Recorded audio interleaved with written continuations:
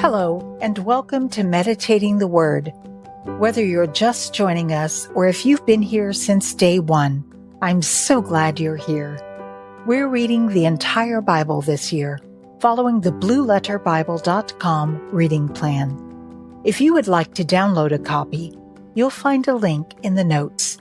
I'm reading from the World English Bible, but you can follow along in your favorite translation. If you haven't subscribed to this podcast yet, go ahead and click subscribe now. That way you won't miss any episodes. This is day 83. Today we're reading Joshua 5 through 8. The book of Joshua, chapters 5 through 8. When all the kings of the Amorites who were beyond the Jordan westward, and all the kings of the Canaanites who were by the sea, heard how the Lord had dried up the waters of the Jordan from before the children of Israel until we had crossed over, their heart melted, and there was no more spirit in them because of the children of Israel. At that time the Lord said to Joshua, "Make flint knives, and circumcise again the sons of Israel the second time." Joshua made himself flint knives, and circumcised the sons of Israel at the hill of foreskins. This is the reason Joshua circumcised them. All the people who came out of Egypt, who were males, even all the men of war, died in the wilderness along the way, after they came out of Egypt. For all the people who came out were circumcised, but all the people who were born in the wilderness along the way, as they came out of Egypt, had not been circumcised. For the children of Israel walked 40 years in the wilderness until all the nation, even the men of war who came out of Egypt, were consumed, because they didn't listen to the Lord's voice. The Lord swore to them that he wouldn't let them see the land which the Lord swore to their fathers that he would give us, a land flowing with milk and honey. Their children, whom he raised up in their place, were circumcised by Joshua, for they were uncircumcised, because they had not circumcised them on the way. When they were done circumcising the whole nation, they stayed in their places in the camp until they were healed. The Lord said to Joshua, "Today I have rolled away the reproach of Egypt from you." Therefore the name of that place was called Gilgal to this day. The children of Israel encamped in Gilgal. They kept the Passover on the 14th day of the month at evening in the plains of Jericho. They ate unleavened cakes and parched grain of the produce of the land on the next day after the Passover in the same day. The manna ceased on the next day after they had eaten of the produce of the land. The children of Israel didn't have manna any more, but they ate of the fruit of the land of Canaan that year. When Joshua was by Jericho, he lifted up his eyes and looked, and behold, a man stood in front of him with his sword drawn in his hand. Joshua went to him and said to him, "Are you for us or for our enemies?" He said, "No, but I have come now as commander of the Lord's army." Joshua fell on his face to the earth and worshipped, and asked him, "What does my Lord say to his servant?" The prince of the Lord's army said to Joshua, "Take off your sandals, for the place on which you stand is holy." Joshua did so. Now Jericho was tightly shut up because of the children of Israel. No one went out, and no one came in. The Lord said to Joshua, "Behold, I have given Jericho into your hand, with its king and the mighty men of valor. All of your men of war shall march around the city, going around the city once. You shall do this 6 days. 7 priests shall bear 7 trumpets of ram's horns before the ark. On the 7th day you shall march around the city 7 times, and the priests shall blow the trumpets. It shall be that when they make a long blast with the ram's horn, and when you hear the sound of the trumpet, all the people shall shout with a great shout. Then the city wall will fall down flat, and the people shall go up, every man straight in front of him. Joshua, the son of Nun, called the priests and said to them, Take up the ark of the covenant, and let 7 priests bear 7 trumpets of ram's horns before the Lord's ark. They said to the people, Advance, march around the city, and let the armed men pass on before the Lord's ark. It was so that when Joshua had spoken to the people, the 7 priests bearing the 7 trumpets of ram's horns before the Lord advanced and blew the trumpets, and the ark of the Lord's covenant followed them. The armed men went before the priests, who blew the trumpets, and the ark went after them. The trumpets sounded as they went. Joshua commanded the people, saying, You shall not shout, nor let your voice be heard, neither shall any word proceed out of your mouth until the day I tell you to shout. Then you shall shout. So he caused the Lord's ark to go around the city, circling it once. Then they came into the camp and stayed in the camp. Joshua rose early in the morning, and the priests took up the Lord's ark. The 7 priests, bearing the 7 trumpets of ram's horns in front of the Lord's ark, went on continually and blew the trumpets. The armed men went in front of them. The rear guard came after the Lord's ark. The trumpets sounded as they went. The second day they marched around the city once and returned into the camp. They did this 6 days. On the 7th day they rose early at the dawning of the day and marched around the city in the same way 7 times.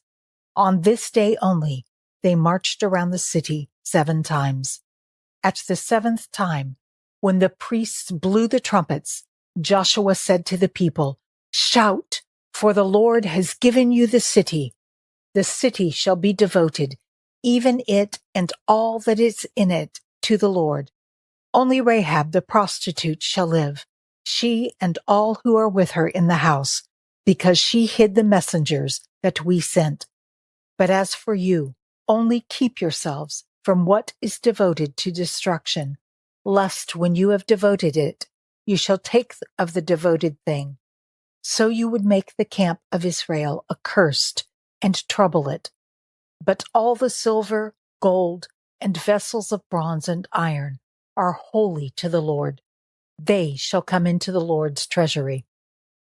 So the people shouted, and the priests blew the trumpets.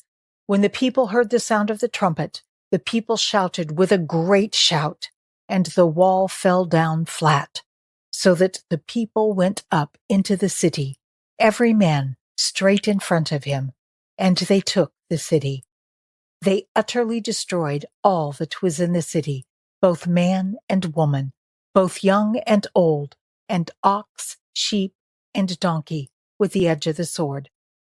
Joshua said to the 2 men who had spied out the land, Go into the prostitute's house and bring the woman and all that she has out from there, as you swore to her. The young men who were spies went in and brought out Rahab with her father, her mother, her brothers, and all that she had. They also brought out all of her relatives, and they set them outside of the camp of Israel. They burned the city with fire and all that was in it. Only they put the silver, the gold, and the vessels of bronze and iron into the treasury of the Lord's house. But Rahab the prostitute, her father's household, and all that she had, Joshua saved alive. She lives in the middle of Israel to this day, because she hid the messengers whom Joshua sent to spy out Jericho. Joshua commanded them with an oath at that time, saying, Cursed is the man before the Lord who rises up and builds this city Jericho. With the loss of his firstborn, he will lay its foundation, and with the loss of his youngest son, he will set up its gates. So the Lord was with Joshua, and his fame was in all the land. But the children of Israel committed a trespass in the devoted things. For Achan, the son of Carmi, the son of Zabdi, the son of Zerah of the tribe of Judah, took some of the devoted things. Therefore the Lord's anger burned against the children of Israel. Joshua sent men from Jericho to Ai, which is beside Beth Aven, on the east side of Bethel, and spoke to them, saying, Go up and spy out the land. The men went up and spied out Ai. They returned to Joshua and said to him, Don't let all the people go up, but let about 2,000 or 3,000 men go up and strike Ai. Don't make all the people to toil there, for there are only a few of them. So about 3,000 men of the people went up there, and they fled before the men of Ai. The men of Ai struck about 36 men of them. They chased them from before the gate, even to Shebarim, and struck them at the descent. The hearts of the people melted and became like water. Joshua tore his clothes and fell to the earth on his face before the Lord's ark until the evening, he and the elders of Israel, and they put dust on their heads. Joshua said, Alas, Lord, O Lord, why have you brought this people over the Jordan at all to deliver us into the hand of the Amorites, to cause us to perish? I wish that we had been content and lived beyond the Jordan. O Lord, what shall I say after Israel has turned their backs before their enemies? For the Canaanites and all the inhabitants of the land will hear of it, and will surround us and cut off our name from the earth. What will you do for your great name? The Lord said to Joshua, Get up. Why have you fallen on your face like that? Israel has sinned. Yes, they have even transgressed my covenant, which I commanded them. Yes, they have even taken some of the devoted things, and have also stolen and also deceived. They have even put it among their own stuff. Therefore, the children of Israel can't stand before their enemies. They turned their backs before their enemies because they have become devoted for destruction. I will not be with you any more unless you destroy the devoted things from among you. Get up, sanctify the people, and say, Sanctify yourselves for tomorrow, for the Lord, the God of Israel, says, There is a devoted thing among you, Israel. You cannot stand before your enemies until you take away the devoted thing from among you. In the morning, therefore, you shall be brought near by your tribes. It shall be that the tribe which the Lord selects shall come near by families. The family which the Lord selects shall come near by households. The household which the Lord selects shall come near man by man. It shall be that he who has taken the devoted thing shall be burned with fire, and all that he has, because he has transgressed the Lord's covenant, and because he has done a disgraceful thing in Israel. So Joshua rose up early in the morning, and he brought Israel near by their tribes. The tribe of Judah was selected. He brought near the family of Judah, and he selected the family of the Zerahites. He brought near the family of the Zerahites, man by man, and Zabdi was selected. He brought near his household, man by man, and Achan, the son of Carmi, the son of Zabdi, the son of Zerah of the tribe of Judah, was selected. Joshua said to Achan, My son, please give glory to the Lord, the God of Israel, and make confession to him. Tell me now what you have done. Don't hide it from me. Achan answered Joshua and said, I have truly sinned against the Lord, the God of Israel, and this is what I have done. When I saw among the plunder a beautiful Babylonian robe, 200 shekels of silver, and a wedge of gold weighing 50 shekels, then I coveted them and took them. Behold, they are hidden in the ground in the middle of my tent, with the silver under it. So Joshua sent messengers, and they ran to the tent. Behold, It was hidden in his tent with the silver under it. They took them from the middle of the tent and brought them to Joshua and to all the children of Israel. They laid them down before the Lord. Joshua and all Israel with him took Achan, the son of Zerah, the silver, the robe, the wedge of gold, his sons, his daughters, his cattle, his donkeys, his sheep, his tent, and all that he had, and they brought them up to the valley of Achor. Joshua said, "Why have you troubled us? The Lord will trouble you today." All Israel stoned him with stones, and they burned them with fire, and stoned them with stones. They raised over him a great heap of stones that remains to this day. The Lord turned from the fierceness of his anger. Therefore, the name of that place was called the Valley of Achor to this day. The Lord said to Joshua, "Don't be afraid, and don't be dismayed. Take all the warriors with you, and arise. Go up to Ai. Behold, I have given into your hand the king of Ai, with his people, his city, and his land. You shall do to Ai and her king as you did to Jericho and her king, except you shall take its goods and its livestock for yourselves. Set an ambush for the city behind it." So Joshua arose with all the warriors to go up to Ai. Joshua chose 30,000 men, the mighty men of valor, and sent them out by night. He commanded them, saying, "Behold, you shall lie in ambush against the city, behind the city. Don't go very far from the city, but all of you be ready. I and all the people who are with me will approach the city. It shall happen when they shall come out against us at the first, that we will flee before them. They will come out after us until we have drawn them away from the city.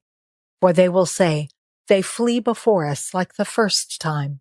So we will flee before them, and you shall rise up from the ambush and take possession of the city, for the Lord your God will deliver it into your hand.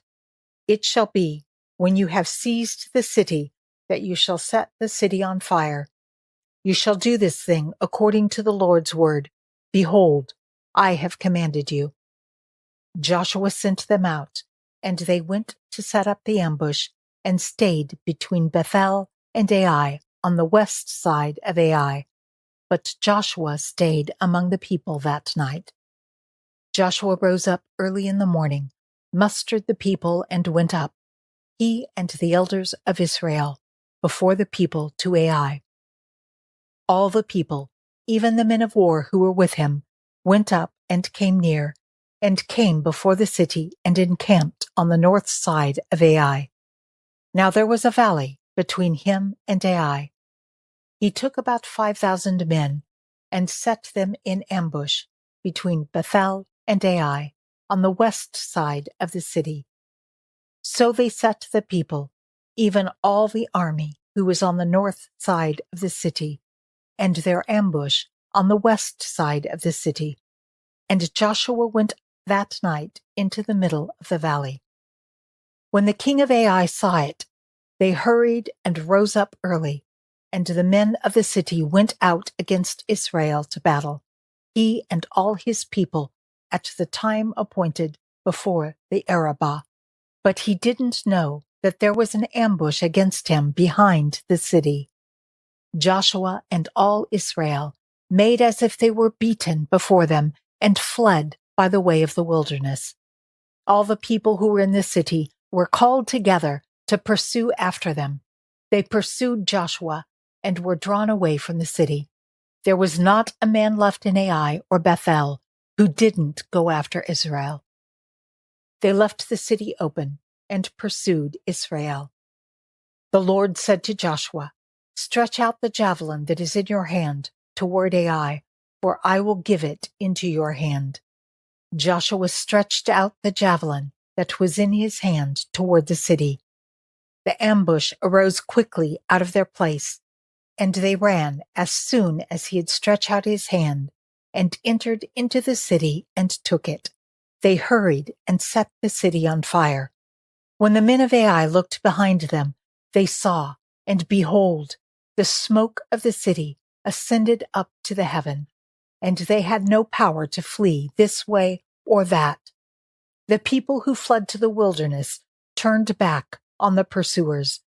When Joshua and all Israel saw that the ambush had taken the city, and that the smoke of the city ascended, then they turned back and killed the men of Ai. The others came out of the city against them, so they were in the middle of Israel, some on this side and some on that side.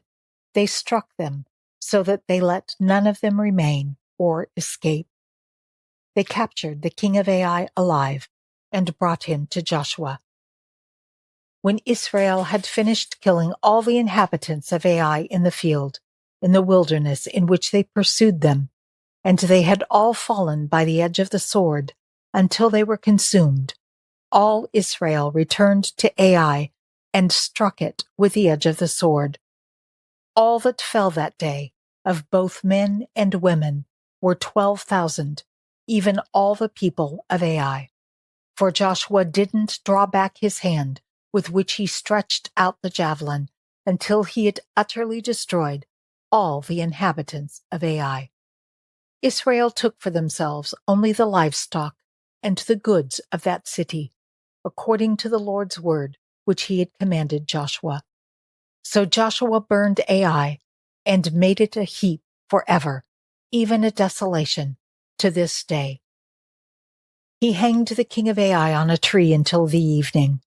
At sundown, Joshua commanded, and they took his body down from the tree and threw it at the entrance of the gate of the city, and raised a great heap of stones on it that remains to this day.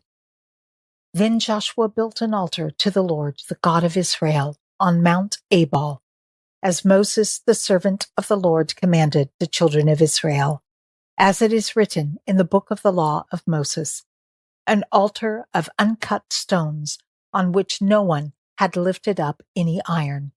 They offered burnt offerings on it to the Lord and sacrificed peace offerings.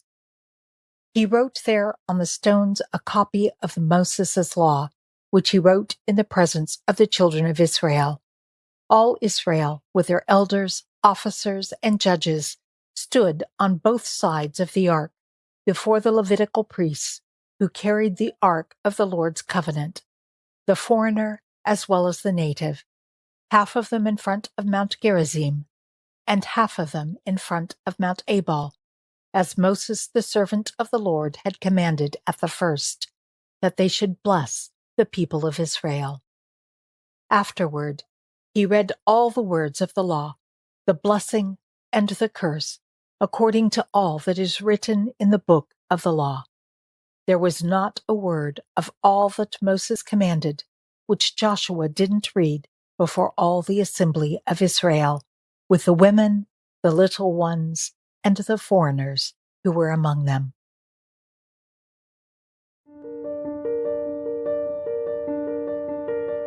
Father God, thank you for your word, and thank you for showing us your heart through your word.